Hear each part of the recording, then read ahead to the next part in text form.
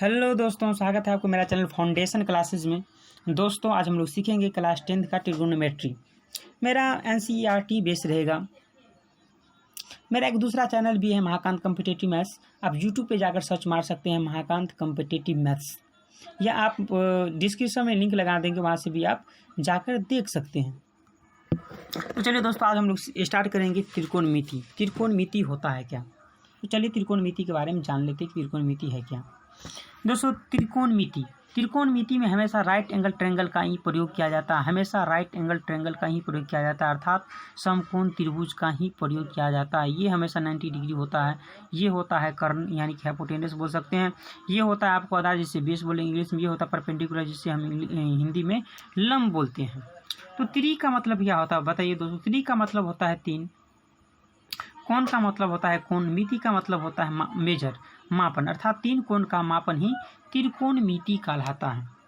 समझे कि नहीं समझे दोस्तों? त्रिकोणमिति क्या होता है? तीन कोण का मापन ही त्रिकोणमिति कहलाता है। तो चलते हैं दोस्तों, कुछ फॉर्मूला देखते हैं त्रिकोणमिति का। त्रिकोणमिति का कुछ फॉर्मूला देखते हैं।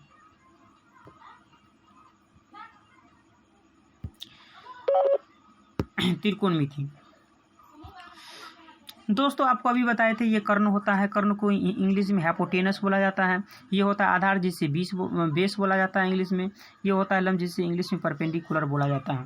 तो ये एक फॉर्मूला आपको याद रखना है कर्ण का स्क्वायर बराबर लंब का स्क्वायर जोड़ आधार का स्क्वायर, या कर्ण बराबर आप लिख सकते हैं ऐसे रूट अंडर लंब का स्क्वायर प्लस आधार का स्क्वायर। जब भी हम H बोले तो आपको समझ जाना कर्ण है। जब भी हम P लिखे तो आपको समझ जाना लंब है। जब भी B लिखे तो आपको समझ जाना है आधार है। अर्थात कर्ण का स्क्वायर बराबर लंब का स्क्वायर जोड़ आधार का स्क्वायर। इसको इंग्लिश में ऐसे भी लिख सकते हैं, H का स्क्वायर बराबर P का स्क्वायर जोड़ B का स्क्वायर, अर्थात कर्ण का स्क्वायर बराबर लंब का स्क्वायर जोड़ आधार का स्क्वायर। दूसरा फॉर्मूला ये भी लिख सकते हैं, लंब का स्क्वायर बराबर क्या लिख सकते हैं? कर्ण का स्क्वायर माइनस आधार का स्क्वायर, अर्थात P का स्क्वायर बराबर P का स्क्वायर बराबर H का स्क्वायर माइनस B का स्क्वायर, अर्थात लंब का स्क्वायर बराबर कर्ण का स्क्वायर माइनस आधार का स्क्वायर। या आधार का स्क्वायर बराबर क्या लिख सकते हैं आप? आधार का स्क्वायर बराबर कर्ण का स्क्वायर माइनस लंब का स्क्वायर। ऐसे भी आप फॉर्मूला को याद रख सकते हैं। समझ में आया कि नहीं आया दोस्तों? समझ में। चलते हैं आगे, फॉर्मूला देखिए दोस्तों। आगे फॉर्मूला देखिए क्या है। थोड़ा जूम आउट कर देते हैं, आपको थोड़ा जूम कर देते हैं। याद रखना है आपको, साइन थीटा बराबर क्या होता है? लंब बटा कर्ण होता है। कॉस थीटा बराबर क्या होता है? आधार बटा कर्ण होता है। टेन थीटा बराबर क्या होता है? लंब बटा आधार होता है। कोसेक थीटा बराबर क्या होता है? कर्ण बटा लंब होता है। सेक थीटा बराबर क्या होता है? कर्ण बटा आधार होता है। कॉट थीटा बराबर क्या होता है? आधार बटा लंब होता है। आपको इतना याद करने की कोई जरूरत नहीं। 3 याद कीजिए, 3 ऑटोमेटिक आपको याद हो जाएगा। साइन थीटा का लंब बटा कर्ण होता है तो जस्ट अपोजिट देखिए कॉसेक का क्या होता है? कॉसेक के साथ रिलेशन होता है तो कर्ण बटा लंब। कॉस थीटा का आधार बटा कर्ण तो देख लीजिए सेक थीटा का कर्ण बटा, जस्ट उल्टा। टेन थीटा का लंब बटा आधार तो देखिए कॉट थीटा का आधार बटा लंब, जस्ट उल्टा होता है। तो ये आपको फॉर्मूला आनी चाहिए। तो चलिए दोस्तों, हम चलते हैं, आपको कुछ और चीज़ आपको सिखाते हैं। अभी कुछ और चीज़ हम यहाँ सिखाते हैं आपको। देखिए, एक चीज़ आपको याद रखना है कि राइट एंगल ट्रायंगल में आपको एक चीज़ ये याद रखना है आपको कि ये तो आपको पता है, ये A है, ये B है, ये C है। ये 90 डिग्री होता है। 90 डिग्री सामने जस्ट क्या होता है? कर्ण होता है। तो हम अगर कर्ण होता है 90 डिग्री सामने जस्ट कर्ण होता है। 90 डिग्री जस्ट सामने क्या होता है? कर्ण होता है। अब एक चीज़ बताइए हमको दोस्तों कि अगर कोई अगर बोल दे कि कॉस ए के लिए लंब क्या होगा, तो कॉस ए के लिए लंब जस्ट सामने वाला होगा लंब, यानी कि कॉस ए के लिए लंब क्या होगा? BC होगा। कॉस बी के लिए लंब क्या होगा? AC होगा। कॉस सी के लिए लंब क्या होगा? AB होगा। आप यहाँ भी देख सकते हैं दोस्तों। आप यहाँ भी देख सकते हैं। यहाँ भी देख सकते हैं। यहाँ भी देख सकते हैं आप। यहाँ देखिए। चलिए वहीं दिखते हैं। तो समझे कि नहीं समझे दोस्तों? यहाँ क्या आप समझे? जस्ट सामने लंब होता है। यहाँ अगर लिख दे हम, लिख दे कि कॉस, यहाँ लिख दे अगर हम एंगल ए के लिए लंब क्या होगा? तो कई एंगल जस्ट सामने, यानी कि BC लंब हो गया। अगर आधार बोल दे कि जस्ट पीछे वाला आधार होता है, यानी कि AB आधार हो गया एंगल ए के लिए। अगर एंगल B के लिए अगर बोला जाए लंब, तो एंगल B के लिए लंब क्या हो गया? कहिए AC हो गया, क्योंकि जस्ट सामने वाला लंब होता है।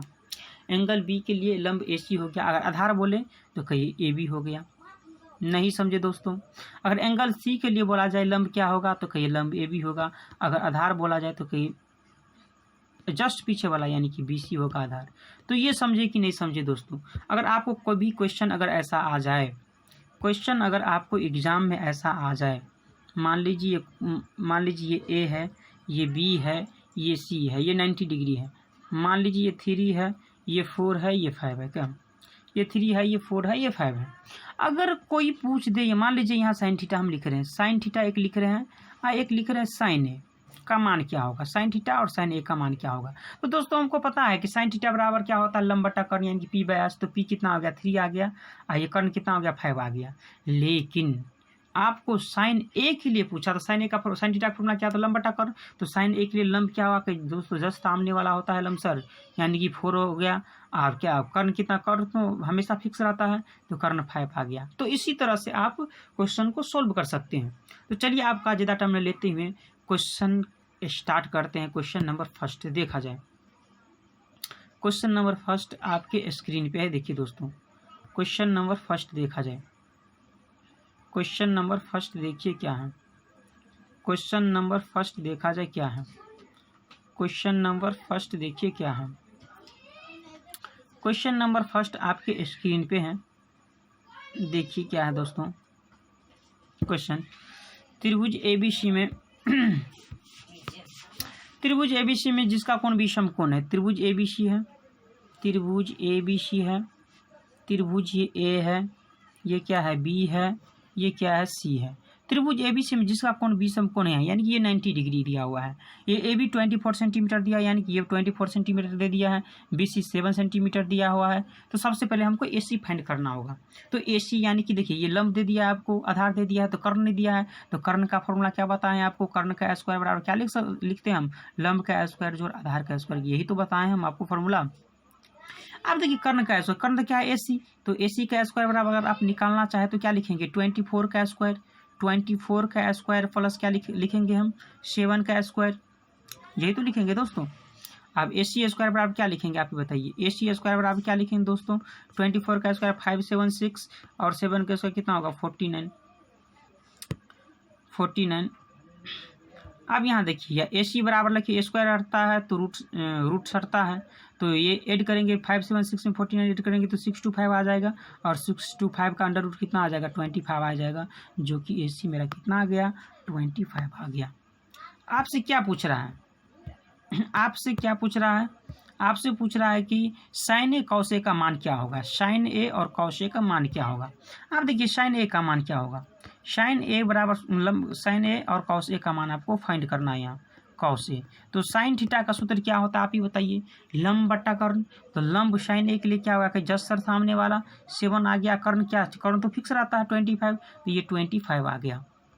कॉस थीटा का सूत्र क्या होता है दोस्तों, कोई आधार बटा कर्ण, तो कॉस ए के लिए आधार के जस्ट पीछे वाला सर, तो कितना आ गया 24 और कर्ण कितना आ गया 25। तो ऐसे करके इसको आप लिख सकते हैं। तो चलिए हम आप दूसरा क्वेश्चन क्या था इसमें, ये पहला का हो गया आंसर।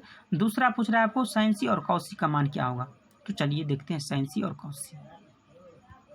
साइन सी और कॉस सी का मान देखिए आप यहाँ, साइन सी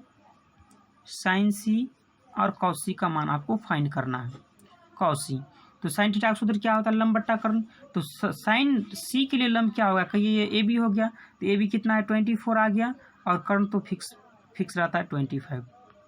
कॉस सी का सूत्र क्या होता है आधार बट्टा कर्ण, तो सी के लिए आधार के सर जस्ट पीछे वाला 7 और कर्ण क्या होता है 25, तो 25 हो गया इसका। तो समझ में आया कि नहीं समझ में आया दोस्तों, तो यही है आपका आंसर। चलते हैं क्वेश्चन नंबर 2 की ओर। क्वेश्चन नंबर 2 देखा जाए आप, क्वेश्चन नंबर 2 देखिए दोस्तों क्या है, क्वेश्चन नंबर 2 देखा जाए। क्वेश्चन नंबर 2 देखा जाए क्या है, क्वेश्चन नंबर 2 देखा जाए।